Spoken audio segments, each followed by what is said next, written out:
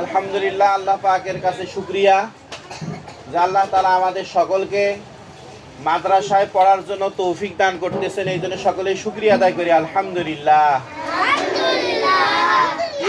সবাই খুশি না? না খুশি হলে জোরে বলেন আলহামদুলিল্লাহ।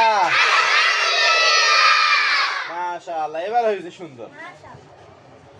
এই জন্য আপনাদের বেশি কথা বলবো না, সংক্ষিপ্ত ভাবে বলবো। আপনাদের কাছে সবাই কি সিডি পাইছেন? একটা সিডি কাগজ সবাই পাইছেন? এই কাগজটা কি করবেন? বাড়িতে গিয়ে আম্মুকে দিবেন, দিয়ে বলবেন যে এখনো পড়ি দেখেন কোন দিন মাদ্রাসা খোলা সেটা লেখা আছে। বুঝা গেছে? ভালো করে দেখতে বলবেন, ওটার মধ্যে লেখা আছে।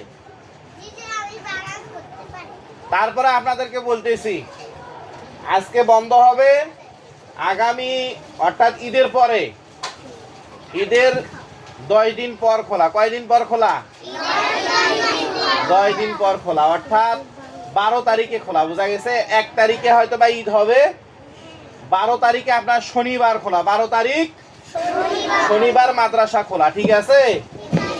এই জন্য শনিবারের দিনে শুরু হবে সকাল 8টায়, শনিবার সকাল